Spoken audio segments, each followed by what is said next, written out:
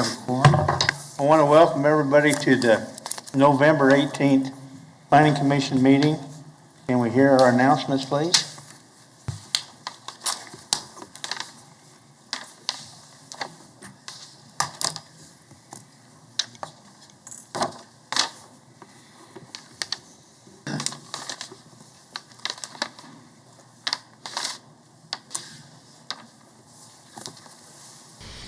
Before we begin the agenda, the Wichita-Sedgwick County Metropolitan Area Planning Commission and the Wichita-Sedgwick County Board of Zoning Appeals would like to take this opportunity to welcome everyone to this public hearing. For those in attendance, copies of the agenda for today's meeting, the public hearing procedure, and Planning Department staff reports on all agenda items are available in the lobby.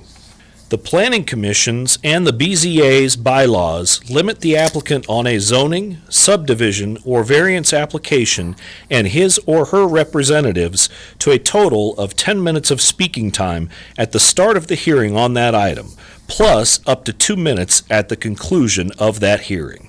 All other persons wishing to speak on agenda items are limited to 3 minutes per person. However, if they feel that it is needed and justified, the chairman may extend these times by up to 2 minutes. All speakers are requested to state his or her name and address for the record when beginning to speak. When you are finished speaking, please share your name, address, and the case number on the sheet provided in the room. This will enable staff to notify you if there are any additional proceedings concerning that item. All speakers at the podium, please remove your face mask before speaking into the microphone. Please note that all written and visual materials you present to the Commission and the Board will be retained by the Secretary as part of the official record. If you are not speaking, but you wish to be notified about future proceedings on a particular case, please provide your contact information to the Planning Department. The Planning Commission and the Board are interested in hearing the views of all persons who wish to express themselves on all the agenda items. However, we ask that all speakers please be as courteous and concise as possible and avoid long repetitions of facts or opinions which have already been stated. For your information, the Wichita City Council has adopted a policy for all city zoning items. A copy of this policy is available from the planning staff. The City Council relies on a written record of the Planning Commission hearings and does not conduct its own additional public hearings on these items. The decision of the BZA is final. Any appeal of a decision of the BZA is to the district court. Yes, thank you. Okay, the first item, we're going to have a roll call. And the reason for this, since not everybody's in the same room, that way we got the right number on the votes. I also ask if any one of the commission members decide to leave, to notify us so that we can still keep the number right. Thank you, sir. First one is Bill Johnson. Here. Fox. Here. John McKay, I believe, is absent. Gross. Here. Green. Here. Dool. Here. Blick. Present. Nix. Here. Foster. Here. Warren. Here. Joe Johnson. I see him, sir, on the video. Miles. Here. Hartman. Here. Florence. Here. That is 13 members present, sir. Okay, thank you. First item is approve the minutes of the Planning Commission meeting on November 4th. And I know Mr. Green. I know Mr. Green has to abstain. Is there anybody else? And this Josh Blick. Blick has to. Yes, I do. Move for approval. Joe Johnson moved for approval. I'll second. Second. Who was that? Okay. Any discussion? All in favor, say aye. Aye. Aye. Anybody opposed? Okay, Abstain. Yeah, one or two abstentions. Same. The first item on the agenda today, we're gonna go through these items to see how we can take on consent. The one's 2.1 subdivision item 2021-00046. Final plat, Bella Crossing addition. Is there anyone on the commission want to hear this case? Anybody in the chamber here want to hear that case? How about anybody virtual want to hear that case? Seeing now, we can take that on consent. Move to approve. Second. Got a motion by Mr. Warren, second by Mr. Green. Any discussion? All in favor, say aye. Aye. Aye. Anybody opposed? Now the vacation cases. 3.1, which is a vacation case 2021-00043. Vacate a portion of a platted setback. Anybody on the commission want to hear this case? Anybody in the commission chamber want to hear this case? Anybody virtual? Take that on consent. The next one is vacation case 2021-00044. Request to vacate a portion of a platted setback and setback established by vacation ordinance on light industrial property, northwest corner of Southwest Street and West Harry Street. Anybody on the commission want to hear this case? Anybody in the chamber want to hear this case? Anybody virtual want to hear this case? We can take that on consent. I move for approval of items 3.1 and 3.2. Second. Second, Fox. Got a motion to approve 3.1 and 3.2 by Mr. Hartman, second by Ms. Fox. Any discussion? All in favor, say aye. Aye. Anybody opposed? Okay, now we're going to go to public hearing items. 4.1, we're going to have to hear since it was staff recommend denial. So 4.2, conditional 2021-00049. Anybody want, this is a 14522 East 63rd Street South. Anybody on the commission want to hear this case? Anybody in the chamber want to hear this case? How about virtual?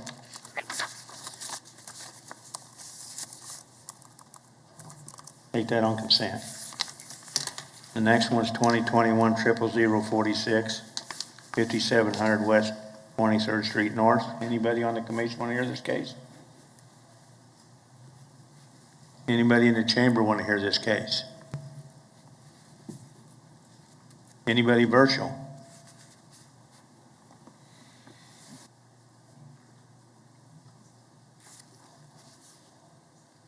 Take that on consent.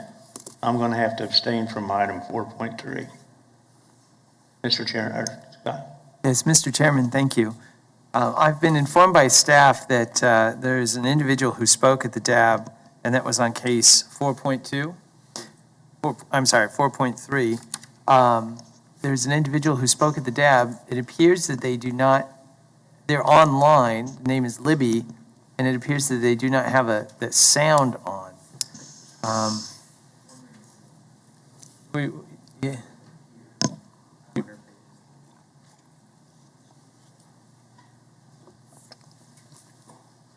Libby, can you hear us?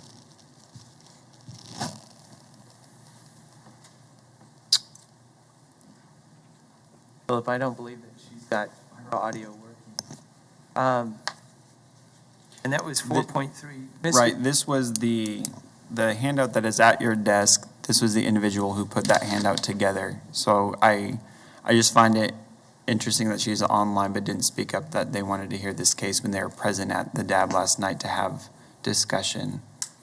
I just don't want it to get missed. Mr. Chairman, what I could suggest is that since you have an item that you will be hearing, and you do have an item that looks like you may take by consent, you can take the item the one item, 4.2, by consent now.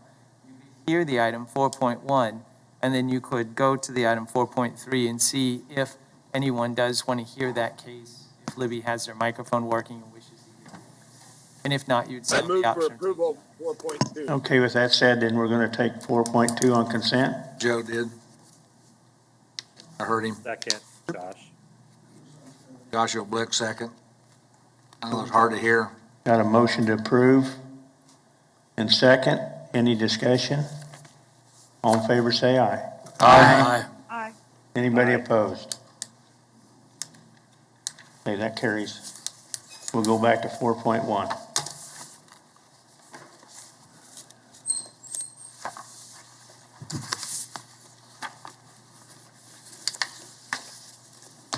Good afternoon, Commissioners. Kathy Morgan for the Planning Department. This is a conditional use request to allow a one-vehicle campground for a recreational vehicle out in the county by Clearwater.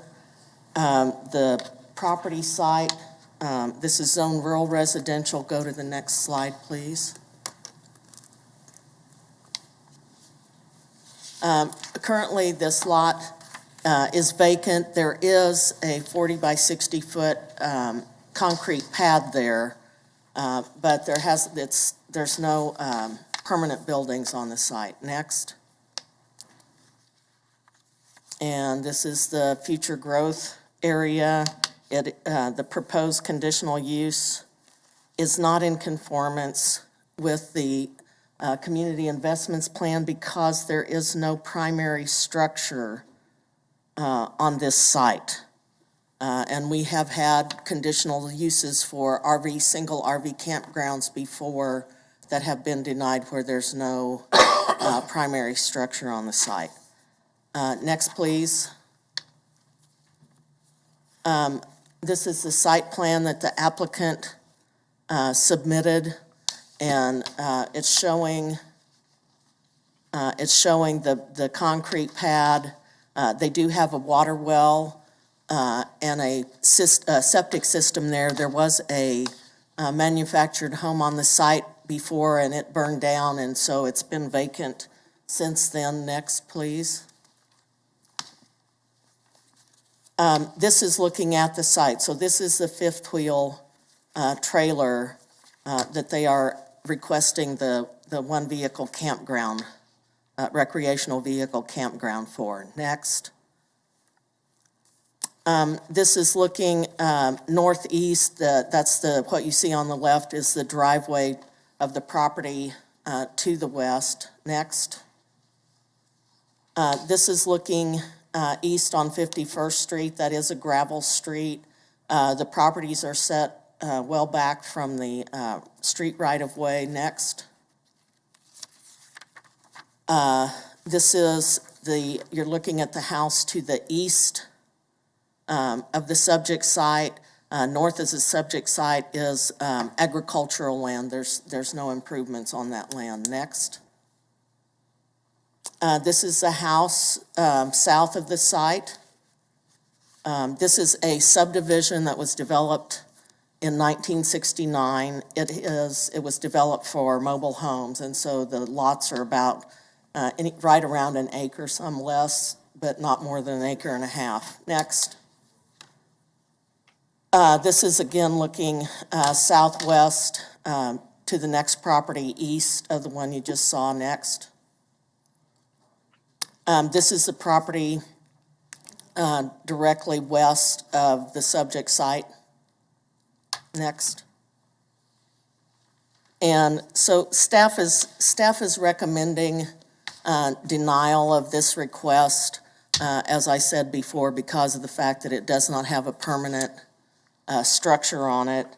And should the Planning Commission want to consider approval, you have a list of conditions that were added to your staff report that it recognizes that it's just for a single recreational vehicle. The site does have water and sewer, which the recreational vehicle can be hooked into. It has to be maintained in general compliance with all codes. The conditional use shall be declared null and void upon issuance of a certificate of occupancy for a permanent structure on the site or after a period of 3 years from the date of approval of the said conditional use, whichever occurs first. And then the usual, if zoning administrator finds that there is a violation, then with concurrence with the planning director, this can be declared null and void. And I will answer any questions. Any questions? Kathy? Have we ever approved a single RV request like this before? There was one that was approved down by Derby that was on an agricultural farmland that they wanted to have the RV for a temporary, to use it for camping, for hunting and things like that. And it did have requirements that the RV had to be moved off the land. I think it was every 6 months. But it wasn't in a neighborhood like this one is. No, it was not. Any other questions? Go ahead. Do the applicants live adjacent to this property? No, they do not, but Brandon, I believe is their younger brother. The applicant is in the audience, and so he can answer that question. Any other questions of Kathy? Seeing none. Applicant Hey Kathy, I got a or question. agent, please come forward, state your name and address, and you got 3 minutes. Mr. Chairman? Mr. Chairman, I believe Mr. Blick online had a question. It's very faint. Go ahead, Mr. Blick. Can you hear me, Kathy? Sorry. Barely. Is that better? Barely, but go ahead. Question I have is, this is being a conditional use. What if they remove the trailer for a certain amount of time? Does it go back, or is it just 3 years? It's my understanding that the applicant is not intending to keep it there full time, so they may move it off the site and bring it back. Again, that's something that the applicant can answer. Thank you. Okay, then. Good afternoon, ladies and gentlemen. My name is John Darling. That's JONDARLING. And Your address? my address is P.O. Box 153 /205 Clady. That's KLADY in Alden, Kansas. And on this property, I wanted to mention at least a couple of things. Okay. Is the property does have a permitted new water line pump. It has new electrical put in, and it's got a new septic system put in with more lateral lines than I've ever been used to. Where I'm from, one line does it. But it was mentioned that there was no other RV, somebody living in an RV on the in that area. Well, I don't know how big your area consists of, but in that community, I know of at least one other RV where the people are living in the RV. Now, I don't know any circumstances about it. My circumstances is I was just needing a place for my oldest boy to live temporarily. But the purpose of this property is my wife and I want to build a small home.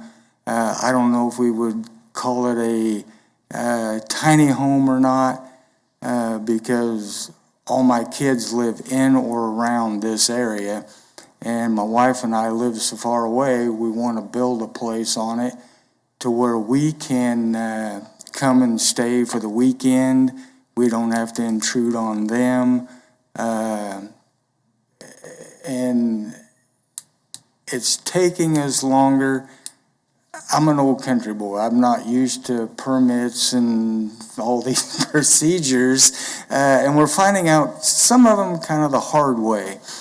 But because my wife and I got a deal, I got it with me, that we were in violation. And we talked to the person that gave us the violation that, because I guess it is a misdemeanor, and I wanted to take care of that. I'm 57 years old, never been in trouble with the law, don't need any record, don't need a misdemeanor, don't need a felony for sure. And he said that, I think his name was Kevin, off the top of my head. He said that it was a miscommunication with that. He said, don't worry about it, it's a miscommunication, I'll take care of that part of it. I said, okay. And Mr. Darling, yes. your time's up. My time is up. You need more time? Could I have just a little bit? How much? As the applicant is it. He's got 10 minutes. Oh, I'm You have 10 sorry. minutes? I'm sorry. You have more time. Oh, okay. I'm sorry. And so we were planning on building the place ourselves. And trying to get that done is, I'd rather go to the dentist. But, so there's a place that builds tiny homes north here on Broadway. It's about halfway in between Wichita or Park City and Newton. Sets on the east side of Broadway. Well, then the price of wood went skyrocketing. So we backed off a little bit. And I've been looking into reclaimed wood, looking into something like that that's a little bit cheaper. And it's just a very slow process. And then I was needing a place for my oldest boy to live. Things kind of come down. I know you don't want to hear about my woes and everything, but the biggest struggle is just trying to get there's an old saying, getting your ducks in a line. Well, some of my ducks have flew away, and I've had to recapture them.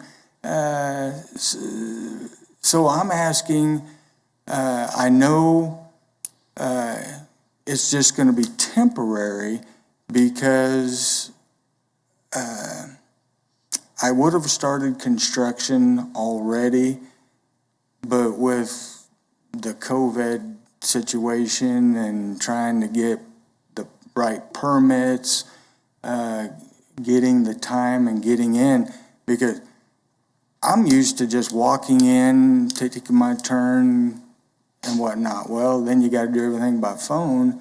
It's just been crazy. I'm asking for the permit because in that community, I've seen others doing it. I have seen other lots that don't even come close to the lot that I bought. And I don't know if I can mention it or not, but their yards are, well, let's just say they need a little TLC. My lot's not that way. I've kept it mowed, I've kept it trimmed up, I've planted a couple little trees in there in the front because it didn't have much. And eventually, like I said, I want to build a place on there for my wife and I. And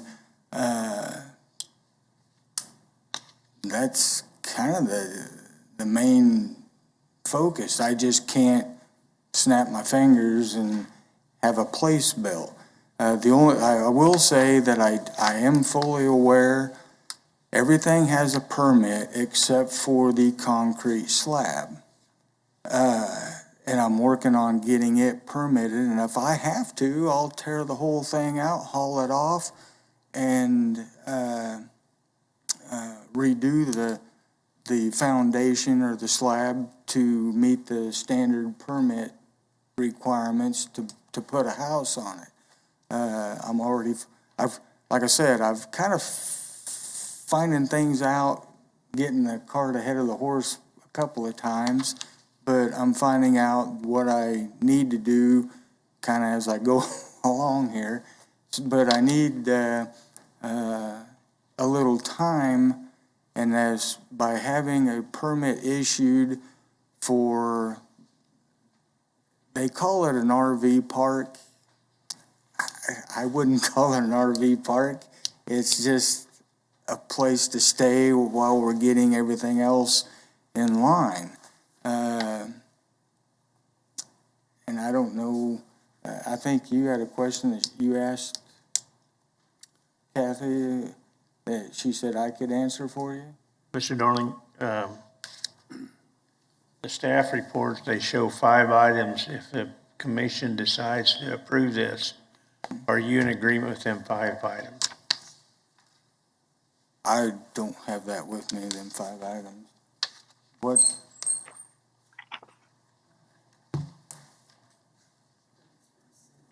Recreational. Oh, these 5 here? Uh-huh. Yeah. You already have the water. We have the septic. well, electric, septic. Yep. It's only for one recreational vehicle. Yep. And that once you get a certificate of occupancy for a dwelling, then the recreational campground will be voided. Or Right. if if it takes more than 3 years, you're gonna have to reapply. I'm fully aware of all that. Yep. I am. Yes, sir. Okay, any questions of the applicant? Go ahead. Yeah, I have one. Go ahead. In essence, all this will be is a construction trailer on a work site. Am I right? I didn't hear that. I'm kind of hard of hearing. Did you hear that? Yes, sir, I think the question was, in general, this would be similar to a construction trailer on a work site. Is that correct? Well, not really, because, not really, because we have backed up, and we were going to, like I said earlier, we were going to build the house ourselves, but we've put that aside. The site that would build the house, they would build it and then bring it in and set it. So there would be no construction equipment, nothing there, other than the day, or I'm not sure how many days it would take, but I wouldn't think it'd take more than a day or two to bring it in, set it, and then they'd leave, from my understanding. So there would be no construction stuff there. Ms. Fox? Do you have any permanent or regular schedule for this to occur, or you have no idea when that will occur? The purchase of the house and the moving on the site, do you have any date that you plan to have that accomplished? Well, sometime within this 3-year for this permit, but as soon as I get this permit, it'll give me the time that I need, because I'm finding out that it's time that's the value. I can't speed things up any quicker. I hope to have it started and done within the first year of, if this is passed, starting it within the first year. I know the place that builds this, that I'm working with, they're on a 6-month, once you submit and pay, they're on a 6-month build and set. Well, if there's 1 or 2 in front of me, then that pushes me off. I I wanted to go ahead and get that started first, but then I'd be like, what am I gonna do with it if something doesn't go? You answered my question. Just to follow up, will you be living in this, or will your son be living in this? Well, we will be living, my wife and I will eventually be living in the The new permanent. home, but the RV, it would permanent be a son. structure. Because, like I said earlier, all our kids live down. I got 3 kids. They all live down here in Wichita or the surrounding area. We drive an hour and a half, 2 hours. And Right now, will your son live in the RV? Yes. Okay. Right now, he'll live there in the, there's 2 reasons for that. I don't Okay. need to know reasons, just I wanted to clarify. Thank you. Okay. Any other questions of the applicant? Yeah, I do. Hey, can I give you a clarification? When I asked him about the construction trailer, because anytime you're gonna do a building, you're allowed a construction trailer through duration of the process, and it does not really define what it looked like and what it what actually you do in it. So that's why I asked that question. That's probably a staff answer.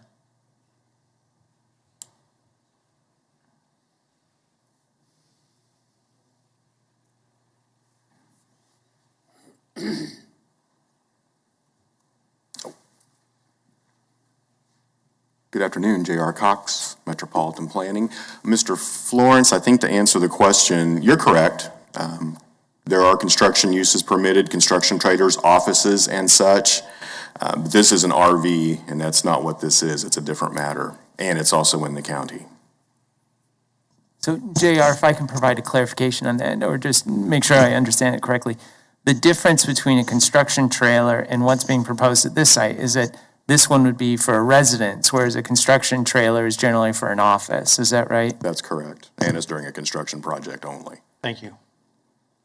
Mr. Warren?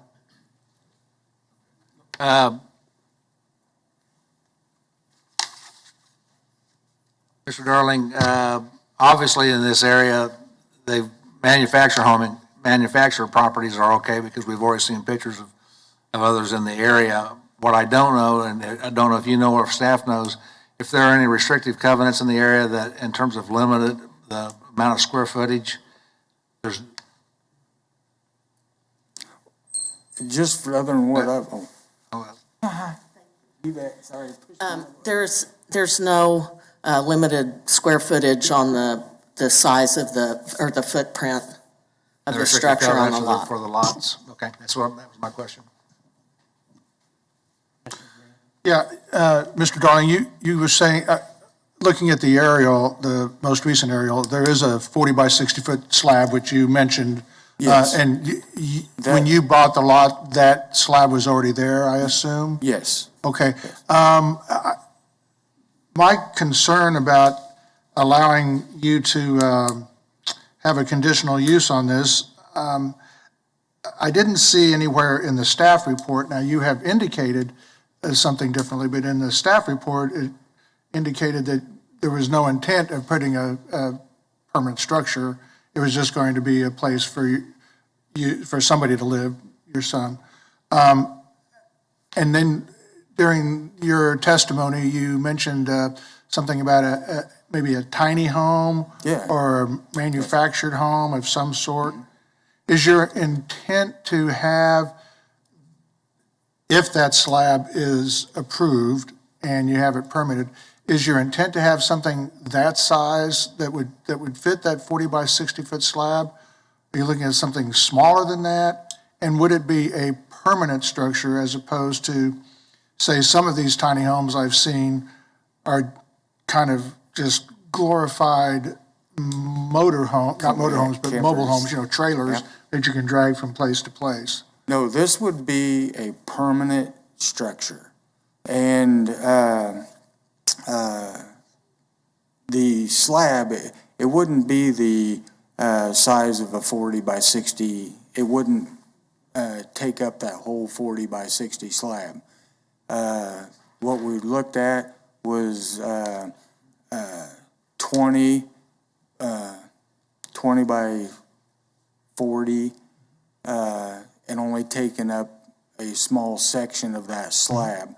That's why if I have to tear up the slab to put some, we've also looked at, but there was some requirements, if I recall off the top of my head, for like a mobile home, or or not a camper, but a mobile home, 16 by 60. But there are some requirements to the size of the mobile home, from what I can kind of recall. I'd have to get that information again and look at it.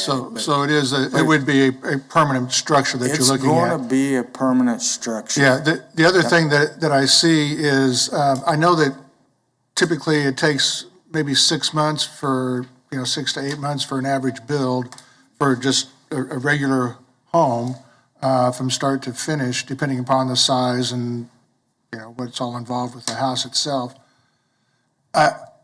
Would 3 years to me seems like a long time for that process to take place. Would you need the full 3 years if we were to give you this conditional use? Would you be able to accomplish it in, say, a couple of years? Well, like I said, I hope to have it done within the first year and then just let this permit go off to the wayside. But with what I'm finding is having the extra little time for hiccups, because I can't control what other people do, and I can't control what the build is going to be like. If they start the build and, God forbid, the company goes belly up, then I got to start over. When they said the permit would be good for 3 years, I have no problem with that because I know I can get something done. If I have to call my family in and have them all come out and grab a hammer and nails and we'll build it. And then trying to get, but by doing it myself, then I got to hire the electricians to get the permit. By them doing it, it saves me a big headache. And that's so, I don't have a problem with the having it done within 3 years. I hope to have it done within the first year. The extra time is just... Sir, I think you've answered this question. Okay, Thank you. I got a question. So to save yourself some problems, why don't you just move a mobile home in there like everybody else?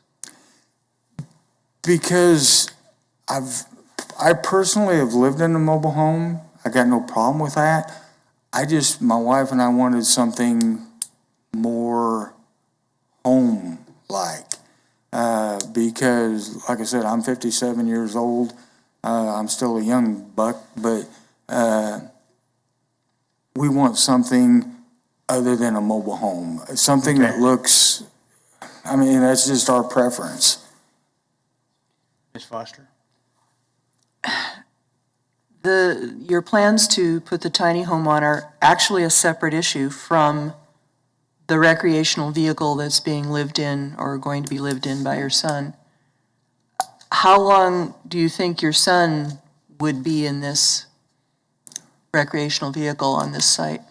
Well, and up to the point to where we've got the permanent structure there, because I'm not from a big city. I'm from the backwoods country.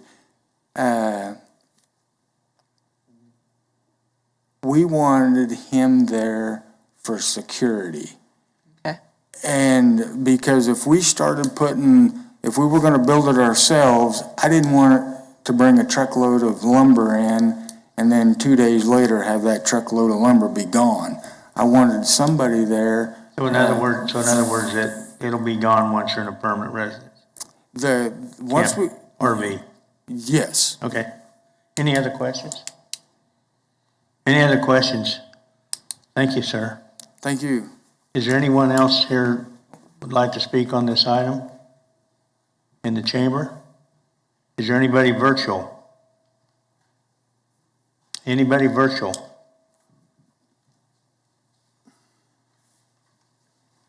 Seeing none, I'll bring it back to commission.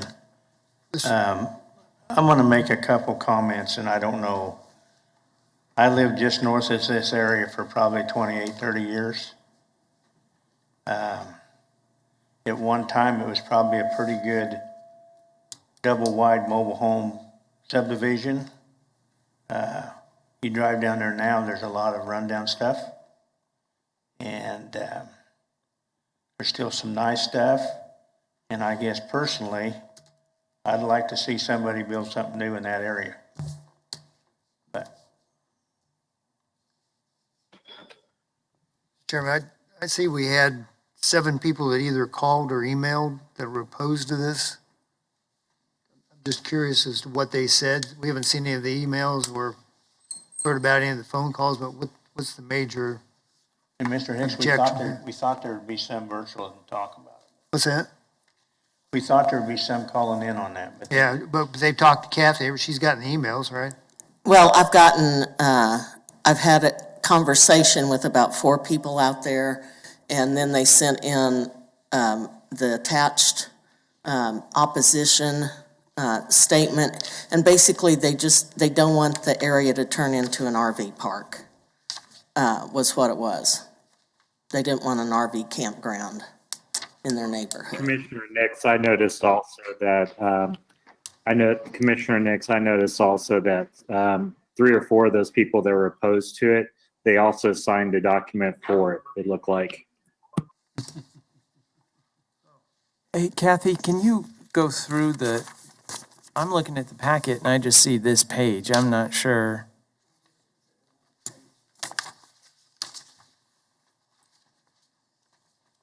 If you open up the packet and you look at page 11, that's the one that's got a list of names and addresses. If there's something more than that, can you please describe what that is? Yes, I can.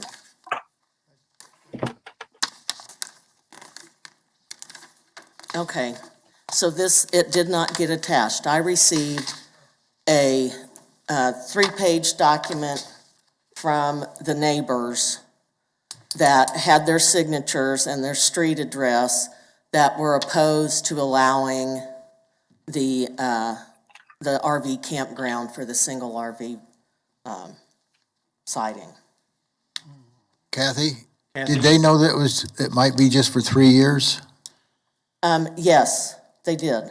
Okay.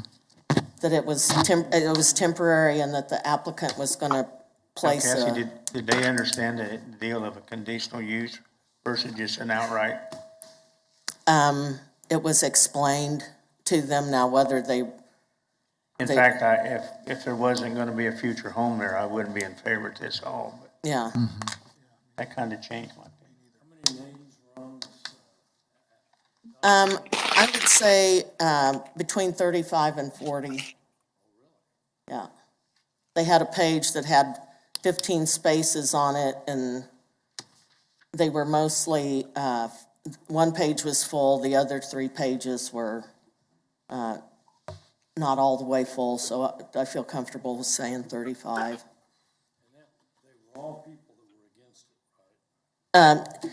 Yes, other than these 2 that you see on what was attached. And they had called in and said they were in favor of it because the property was being kept up and they had met the owners. Okay. Mr. Warren. I think 3 years probably is a little bit more than they need, but in these kinds of conditions and what we've seen the last couple of years, I don't mind giving them that, instead of going from a 2-year, I like the idea of a 3-year just in case things happen. I don't see that as that big of an issue. I'm going to move to approve as presented and including the staff requirements listed on, what page was that? 3. Page 3? 3 and 4? I would second that. Got a motion by Mr. Warren, second by Mr. Question. Terrell? Carroll. I just want to say something. I think that Mr. Warren's making a very good comment. Delivery of materials today is totally different. Been in business 60 years. We order a new structure for a future addition or a new building, it's out 1 year. We're doing a pool house for an individual that's a friend. We were told the windows would be available. Now that's going to be 19 weeks. So what you think's going to happen and what happens, it's totally changing daily. Mr. Scott? Yes, Mr. Chairman, thank you. As you all are discussing, I just wanted to remind about findings, and I believe that I may have heard one in your discussion, which is that in terms of the use and character of the neighborhood, that this is a transitional stage that the property will be in until a more permanent structure is placed on the site that's more compatible with the existing structures in the area. But just want to comment findings. Helpful. I would agree with that, and I think that what I'm hearing is the big concern is this turning into a RV park, and nothing in what we're doing, would lend us to that end. Mr. Chairman, I appreciated your brief comment on if there was not going to be a permanent structure built here, then I would definitely be opposed to this. But it appears as though it sounds like there is going to be a permanent structure of some sort. So I would be in favor of the motion. Any other discussion? So if we approve this, that means if there is no permanent structure in place and occupied by the end of the 3-year period, then they would be in violation and the RV would have to go. Correct. I could support it then. Any other discussion? All in favor, say aye. Aye. Anybody Aye. opposed? Anybody opposed? That item passes. Now we go to 4.3. Mr. Scott? Yes, Mr. Chairman, on that one, we had again recognized that there was an individual who had spoken at the DAB on this meeting. We have contacted that individual by means that we have, which is email, and we have not heard anything from them. We still. Oh, okay, I have an update from that. It sounds like she is online and she should be able to speak now, so, Ms. Libby, do you hear us? Can you speak? Yes. Do you all hear me? Okay. Yes, are you guys hearing me? Yes, we can. Okay, I'm sorry. Okay, so the first thing I would ask, with Miss this Libby, Miss Libby, document that I Could you- want all excuse me, Miss see. Libby. Miss Libby, first we're going to ask the staff to present your case so that we all hear the situation, and then we'll call on you to respond with your Okay. concerns. Thank you. I apologize. We just want to make sure we can hear Yes, you. thank you. Go ahead, Philip. Yep, zone 2146 is a zone change request from SF5 to general commercial with the intended use of building a warehouse self-storage unit as well as a vehicle storage yard. The applicant also provided a protective overlay that we'll be discussing as well. That would provide some restrictions and other things as a means to mitigate impacts of the development concerning the residential character or residential structures nearby. Let's just go through the plans real quick and the site plan and the pictures to give you a general idea of what the area looks like. This is the site now. The aerial is not, they have since removed right here. So this is a house built in 1920. This is a residential structure that is not there anymore. I don't know if it would have been non-conforming anyway if it had 2 residences on it, but that's not there anymore. The applicant's plan is to raise the site and to redevelop it anyway. But it's a fairly large site. It's unplatted. Platting is a requirement before they can get building permits. Platting would take care of access, drainage, things of that nature regarding development on the site. Something to note, right down here, it's right at the edge of the aerial, is a vehicle storage yard that was approved several years ago in the area, just as a reference point. Next. The comprehensive plan identifies it as suitable for residential, but something we'll discuss as well as you can see in the purple, that's appropriate use for limited industrial or just industrial uses. Something we'll speak about is how commercial uses can be used as a buffer to buffer down the use intensities to help protect the residential neighborhoods or residential structures nearby. Next picture, please.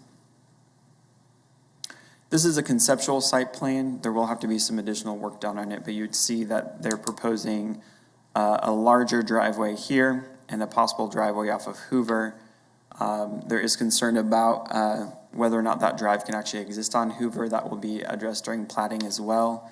There's access management standards for arterial roads, and that will be taken into consideration by the traffic engineering as to whether or not that would meet access standards and whether or not that drive could actually exist.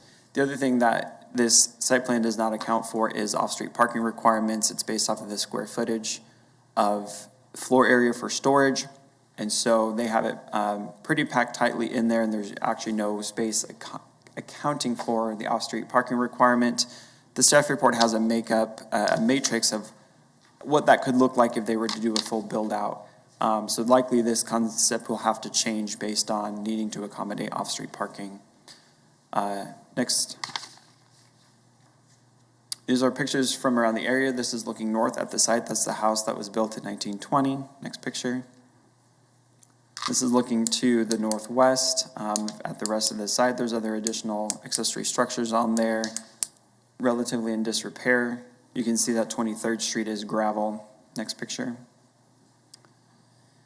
This is looking northwest at the site. I'm actually on the site of the existing vehicle storage yard. That's catty corner to the southeast of it, looking at the corner property. Next picture.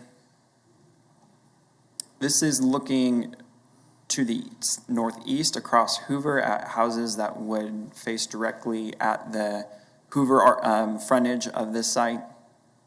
Next picture. This is looking at that vehicle storage yard. You can see they have a 6-foot solid fence and some landscaping in front of it. This is at the intersection of 23rd and Hoover. Next picture. This is looking at the structure. Hoover's right in front of us. The property we're talking about is on the right-hand side of the picture. 23rd Street is going this way. That's where that cement truck is. So this house faces Hoover. The storage facility would actually front 23rd Street on the side of this property. Next picture. This is further down 23rd Street at the industrial properties west of the site. Next picture. And just another picture of what those industrial properties look like. Next picture. If we want to go back, probably the aerial is the best one to land on for right now. So as I said before, it's a condition or a zone change to GC for warehouse, self-storage, and vehicle storage yard. My understanding is that the vehicle storage yard is more of not accessory, but just an ancillary use as they build more warehouse self-storage. The primary purpose of the zone change is to provide the warehouse self-storage, but he likely will have vehicle storage yard as a component, and the ratio may change over time as his storage business potentially gets more successful. He could build more buildings and actually reduce the size of the vehicle storage yard over time. Obviously, time will tell as to what that balance would look like and whether or not vehicle storage yard will remain on the site or eventually just be moved off the site because he has the business to support more self-storage uses. Talked about the site plan and how it showed the possible layout of all the storage facilities. The vehicle storage yard was not pictured in the site plan. Given the unrestricted limited industrial zoning to the south, the request for general commercial restricted by a protective overlay is not unreasonable. The overlay has prohibited uses in GC and restricts signage that would make it more appropriate for the residential context that is surrounding it. We talked about how they wanted to close one of the drives on the west, enlarge a drive on 23rd Street, and possibly have a drive on Hoover. Access will be determined at the time of platting. Properties to the north and east are zoned single-family residential. We saw what those houses look like. Property south of it, it's single family right here, but as you go about halfway down the site to this way, it's immediately limited industrial. So it's kind of a mixed bag of like very intense zoning right next to very restricted zoning. Property to the west is single family, but it had a conditional use for extraction. And as I mentioned before, as you go further west down 23rd Street, there's limited industrial. There's also limited industrial. If you go to the zoning map, there's limited industrial to the east here and industrial park zoning right here. This is also like a condominium storage facility right here, right abutting single-family residential in the area as well. So again, very intense uses, right dab smack on property lines with very restricted uses in this area. Because the site is surrounded by residential zoning, the landscape ordinance and screening does apply. That's a minimum of a 6-foot fence anywhere it's abutting residential zoning, in addition to 1 tree per 40 feet for the landscape buffer. Also requires a landscape street yard along Hoover as well as 23rd Street.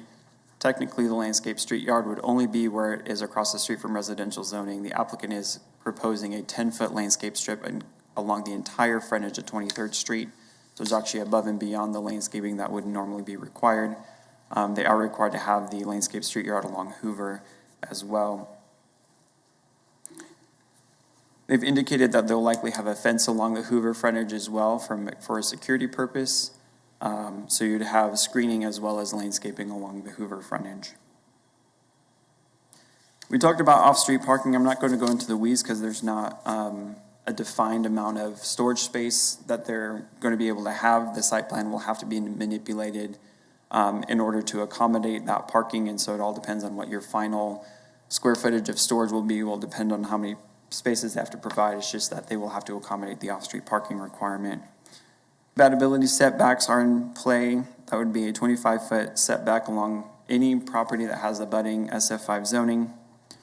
The height cannot exceed 35 feet within 50 foot of a property line that is SF5 as well. It could be a TF3, but there's no TF3 zoning in the area.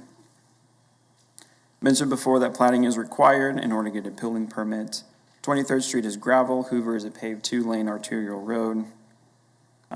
There's plans. I was at DAB last night. The neighbors informed me of some other plans that I was not fully had the details of, but there are plans of Public Works of widening Hoover from a 2-lane to a 3-lane, and including multi-use path on both sides of the street. So through the platting process, there might even be some additional right-of-way acquired. Not really sure, not really super germane to this, but how Hoover is right now, it will be changing sometime in the future. Water and sewer are nearby, but would have to be extended if they are required on the site, and that's at the applicant's expense. Again, more on the platting side of things. The proposed zone change with the overlay is not in conformance to the comprehensive plan when it comes to the future land use plan. As we said, that's residential uses. But where it is in conformance is in the locational guidelines. That's where I talked about having commercial uses that are less intensive, like a storage yard, being a buffer from unrestricted limited industrial zoning, which could support anything within LI, and that's unrestricted, using this as a buffer from all of these residential properties to the north. So in the locational guidelines for the comprehensive plan, that is something that it could be in conformance with and use as a strategy to help buffer those more intensive uses. The Wichita Places for People plan, it's right on the border. That was that blue line that cut halfway through the property, so we're going to count it as being in. It's supported by strategy number 6, which encourages infill and redevelopment that is contextual to the environment in which it's occurring. We've talked about all of the industrial properties and commercial properties that are nearby, so it's not unreasonable for them to request the zone change that they're requesting at this time. Staff is recommending approval subject to the protective overlay. It's listed there. There's quite a bit to it. If you have any specific questions about it, we can address them at that time. One thing I wanted to bring up, and Miss Libby here, is the generator of this handout that's at your desk. I also emailed it to you guys earlier in the week. They are not in opposition to the request. They just would like some consideration about possibly changing the way it could be developed. One of the things they're asking is for the zoning to only be limited commercial. The issue with that is warehouse self-storage can be an LC, but it would require conditional use, and they did not apply for that. And vehicle storage yard is not a permitted use in limited commercial at all.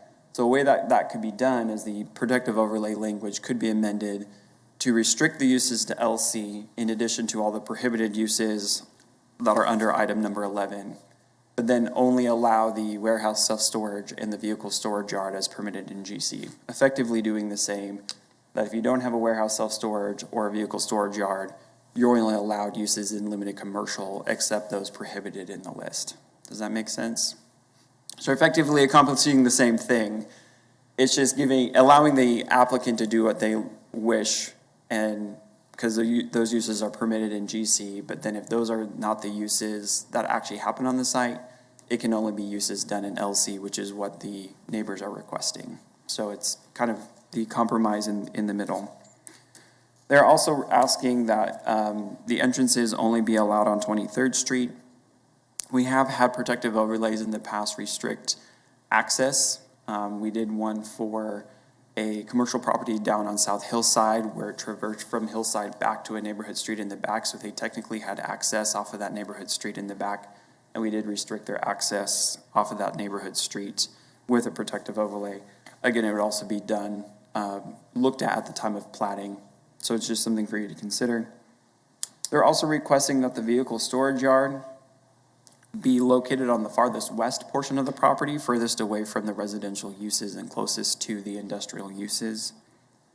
And that landscaping along Hoover be consistent or like a picture that they provided to you at the AB last night. There was a discussion about possibly an 8-foot fence, potential berming, or just maybe some more beefed up landscaping than what the minimum requirement is. DAB did not have a quorum last night, so it just stayed as a discussion. There's no formal recommendation, but the discussion from the DAB was amenable to many of these things that the neighbor was requesting. The agent for the applicant was there that evening and felt that most of those requests were not necessarily unreasonable per se, but I can let them speak on it from their perspective. And I'll let the neighbor speak more about their plan and provide some more context for the reasons behind what they suggested. I just want to provide some commentary specifically about the zone request of how you can't just make it limited commercial zoning because that doesn't allow the uses that the applicant is wishing to do. So, as I mentioned, staff is recommending approval subject to that protective overlay. We don't have those details in our protective overlay. Those would have to be added if you wanted to take into consideration some of the neighbors' requests. That language would have to be updated in the protective overlay as part of your recommendation today. And with that, I think I'll stand for any questions you might have for me. Any questions for Philip? Mr. Warren? Philip, if I'm hearing this right, basically, the folks that came up with this would do the same thing that we're allowing to do now, just would make the whole process more cumbersome with more documentation and paperwork and additional overlays and additional uses and... No, I apologize if I did not explain that clearly. What they're asking for can be accomplished with the protective overlay. It would just be amending the language of the protective overlay. Regarding the zoning and the uses, the protective overlay language would say those uses as permitted in or restricted to limited commercial except the vehicle or the vehicle storage yard and the warehouse self-storage as permitted in general commercial. So the zoning would be general commercial and it would only allow the two uses. Everything else would be restricted back to LC. So we're not adding conditional uses. We're not adding other overlays or encumbrances. It's just whether or not we're going to change staff recommendation of the protective overlay to accommodate additional language. Okay, Mr. Go ahead. The storage units to the southeast of this, do they have their access off of Hoover? They do. And do you know why they're objecting to the access on this project? If you go back to the aerial, When you go further south on Hoover, there's fewer driveways, and that property only has access off of Hoover. It's not a corner property. So if they didn't have access off of Hoover, they wouldn't have access at all. I believe the concern is when you look at this strip along Hoover here, it's not, I don't remember what the distance is, but it's not very far. And you have all of these residential driveways.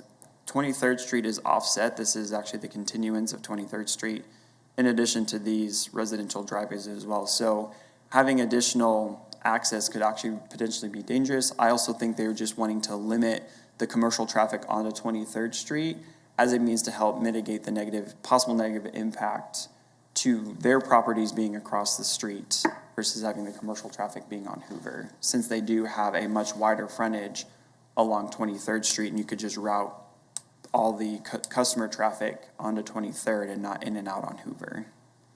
I guess what I see on that, well, two things. One, I'm sure that will be an interesting discussion during the plating process after the traffic engineer has a chance to look at that. The other side of that is, though, I would more consider Hoover to be more or less an arterial. And so there again, it's going to be a discussion that traffic engineering has. Right. And They with have that being an access management arterial, standards, it'll be an interesting discussion. They'll look at the distances between the driveways and the intersections and all of that and make a determination. Sure.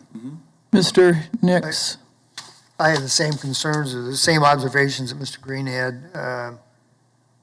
And maybe this is the appropriate time, but at some point in time, will West 23rd Street be paved? Is there a chance, given the kind of business that we have up and down 23rd now? And Possibly. That's something we can speak with Public Works on whether or not the city would take that on, or if it would have to go through the standard petition process that property owners can enter into with the city. Yeah. To call it a gravel road is not exactly right. It's Mr. rather less Hartman? a sand road. One of the other comments on this sheet was they wanted to locate the outdoor vehicle storage not across from residential, so that would limit them to just there along 23rd where they're adjacent to the industrial. The handout you had is actually updated where they're amenable to being it very, very much on the west side, where though it's this very west property is zoned single family, it's not developed residentially. And then you have the limited industrial properties down here, but basically if you put it as far west, it is away from the majority of the single-family residential houses. So this isn't right where it says existing limited industrial? Correct. The property to vacant. the west has a conditional use, but the zoning is single-family. Mr. Green? Yeah, one other thing that I noted in the staff report, and also that is shown on our proposed development plan, the vehicle storage is not the primary purpose long-term for this development. That is my understanding as well. And I think the applicant or the agent for the applicant can address that further. But it appears as though the vehicle storage would be would be reduced in phases as the storage facility increases in numbers. So That is my understanding as well. okay. Do any of our commissioners participating virtually have questions? Okay. Are you ready for the agent or applicant? Agent or applicant, and you have 10 minutes. We'd like your name and your address, please. Burke Miller, K.E. Miller Engineering, 117 East Louis. I'm the agent. We worked with staff on the PO and everything, and I think we had a pretty good compromise between us and them as to what we wanted to do and to meet our goal, and they helped us to meet our goal, and we helped them to kind of mitigate how things are going around in the neighborhood. So we're fine with the staff comments. We have talked about the 8-foot that the neighbor wanted along Hoover Road, and we tend to think that 8 foot's going to make it look more like a fortress than just a regular fence would be. We'll have a solid fence there, but 8 foot versus 6 might be a little tall it might just look more, not be appealing, I guess is the best way to put it. You know, we want something that's going to look good where people are going to say, I want to go to that place. And we don't want something that may kind of trigger it the other way. And we will have the landscaping there because that's a requirement, the landscaping per ordinance, plus that additional 10 feet on that west side on 23rd Street. But otherwise, I think we're good with staff comments. We'd be glad to answer any questions or try to. The 8 foot, is that just the neighborhood? That's not the staff? Right, that was the neighborhood. Okay. Can you address the vehicle storage component of that? Is the staff report accurate in what the applicants are? Right, to build it out as time goes, yes. You know, you build the building, this first one's full, you start on the next one, it fills up, and work your way through it. Right. So, yeah, it's not the permanent solution. And right now, the site plan is in flux because of, you know, we still have to get it platted, find out where we stand with access and that type of thing. So we can't. How much easement's going to be taken? Easements, right-of-ways, the whole works, yeah. So that's kind of in flux too. But the idea is he'll start building structures and the rest of it will be vehicle storage.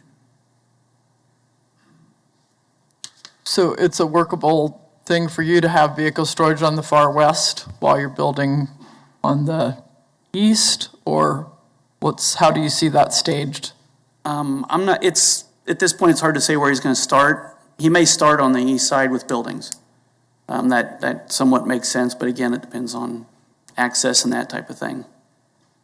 But they will do what they can as far as trying to keep it further back into the property. But if you look, you've got, on the north, you've got residential, on the south, you have residential, and you know, you're zoned residential on the west, and you have east residential. There's going to be some that's going to be closer to residential than other areas for sure. Okay. Any other questions for the agent? Hearing none, thank you. Okay, and we'll call you back for rebuttal after we've had comments from others. Anyone in chamber who wants to speak on this item? Miss Libby, we know you're out there virtual. Would you like to speak on this item? You have 3 minutes. Yes. Okay. So it's my understanding you guys have the page that I submitted regarding just our feedback on having this done and what we would like to see happen in order to protect the value of our own property. It was mentioned about the storage yard directly. For me, I'm the house that's on the east side of Hoover, right where 23rd intersects. Can you give us storage yard that? Can you give us your address, please, Libby? Miss Libby? Yes, I'm sorry. It is 2370 North Hoover.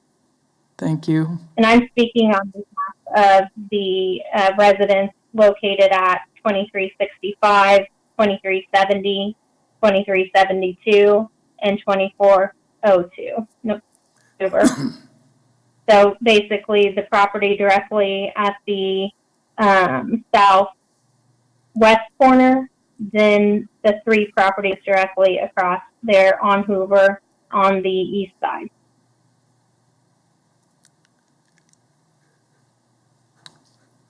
Okay, We thank good to go? you. Continue. Okay. So anyway, so the location that they're wanting to build at, like you said, it's currently single family. We understand that there is a lot of growth going on around here that's changing that to commercial. We would ask for the limited commercial for the share site of, you know, trying to pull the neighborhood back together and protect the value of our homes around here. Where they are proposing to go into the property, the main entrance would be right off of Hoover, which, like was mentioned, there's, you know, directly across from there's 3 driveways and a street in that small little strip. If you go down 23rd Street, it's directly across from commercial properties as well, or industrial as well, where everywhere else around there is residential. So we would ask the limited commercial, the location for entry be on 23rd Street.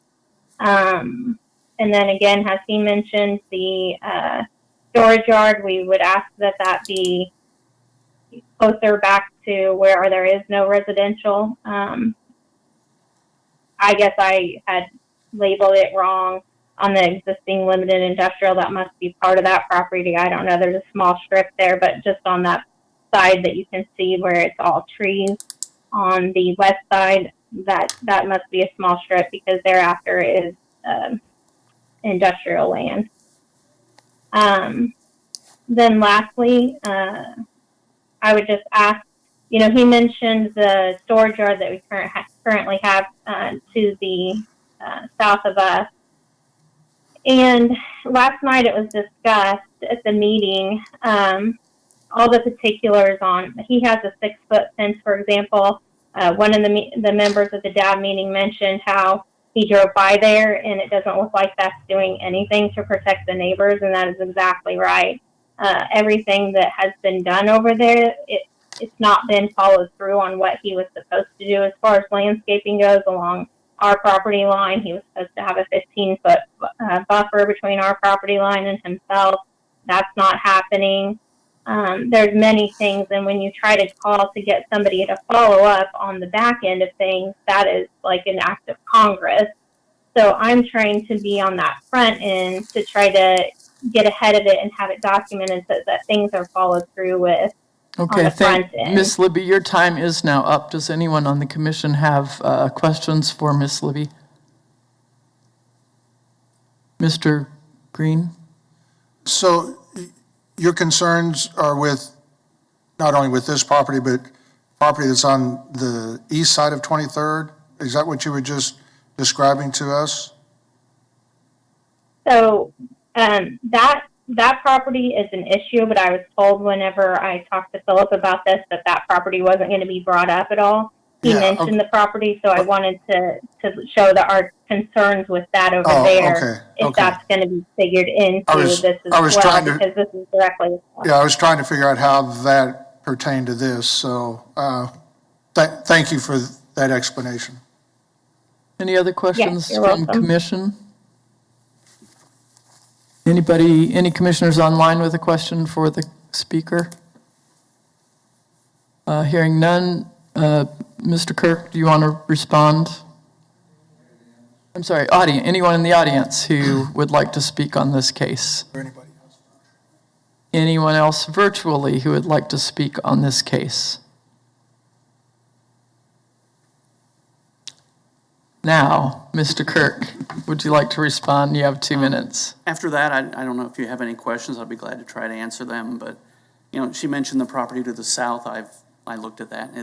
They've got issues, and I think a lot of that's more of an enforcement issue than how it was done. I'm not sure how it was done, but it's definitely an enforcement issue that is happening over there.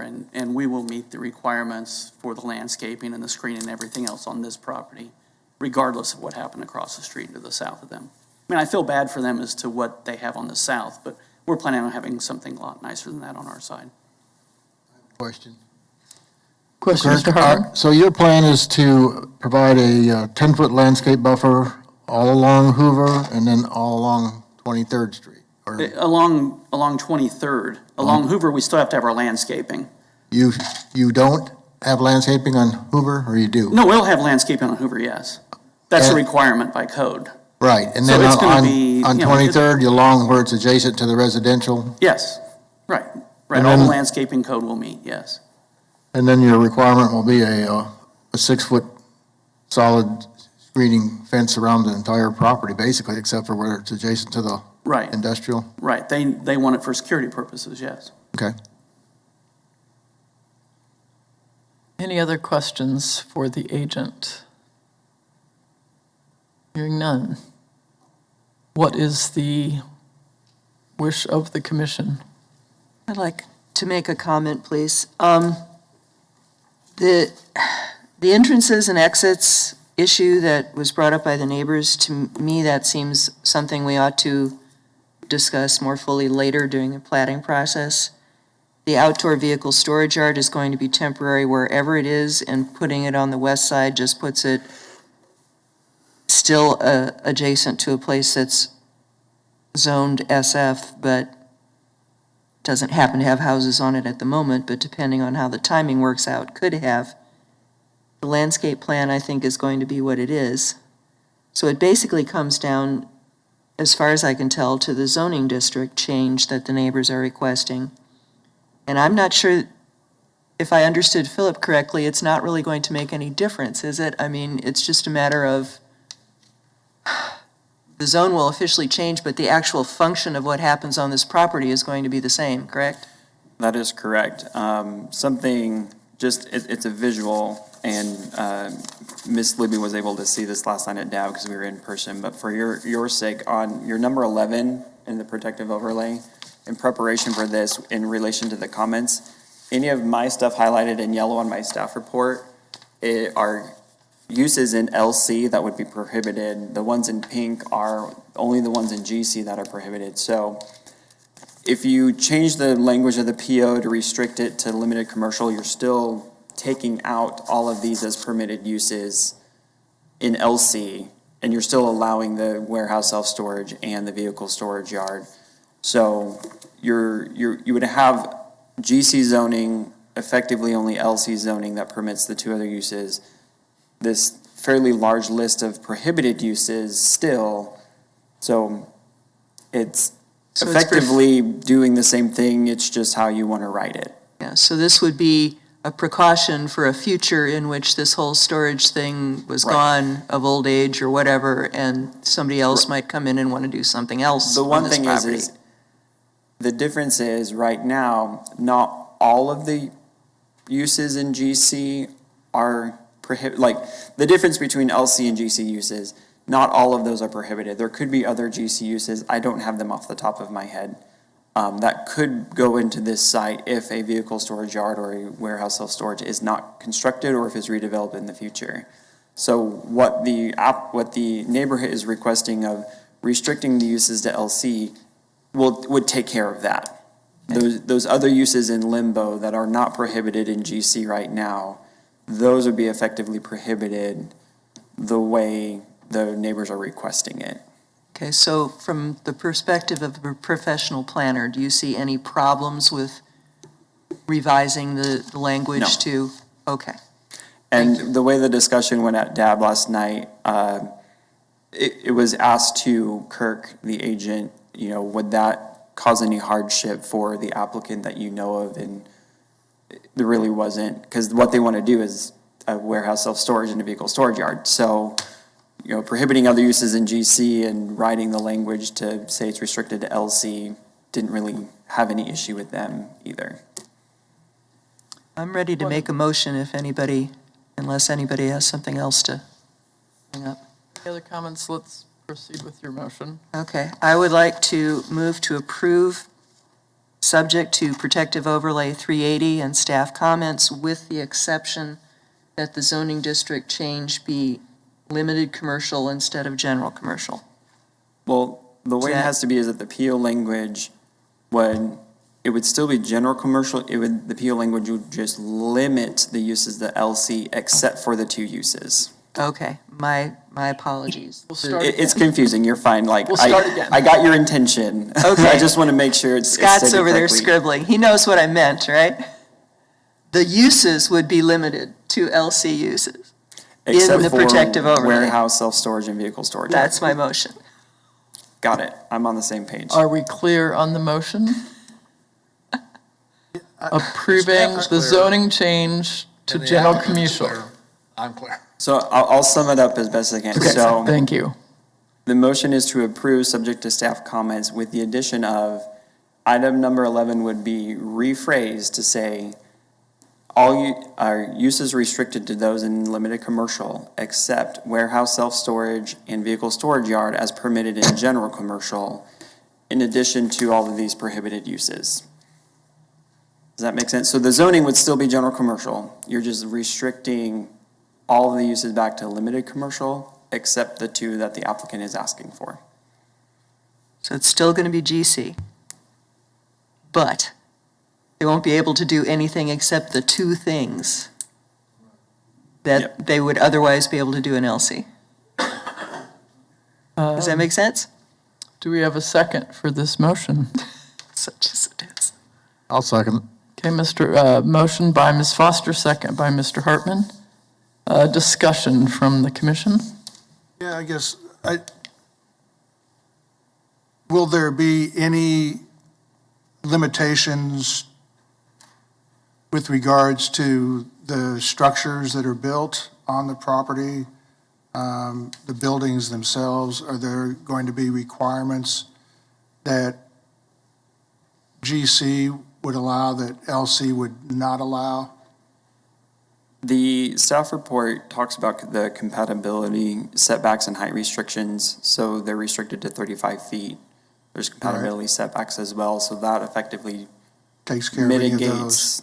the issues of being I just don't want to have any general unforeseen issues crop up by changing what was originally presented and recommended. And what we have here doesn't change the conditions of the other conditions of the PO. The other things that the PO addresses is that there's architectural designs in the PO, so they all have a consistent, feel and design to them. It also, in terms of signage, one of the things I can point out, because it would relate to a building, is that no illuminated building signs on the north or the west elevations of any buildings, basically to not have an illuminated building sign next to pointing at a house. Okay. All right. Any other questions from the commission? From those participating virtually? Any questions? I'll call for a vote. All those in favor, say aye. Aye. Aye. Those opposed, nay. And we have one abstention. Is that correct? One abstention? Motion passes, 12 in favor, one abstention. Thank you, Philip.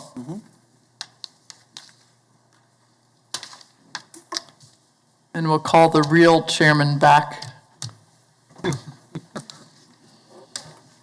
Not the fake one. Is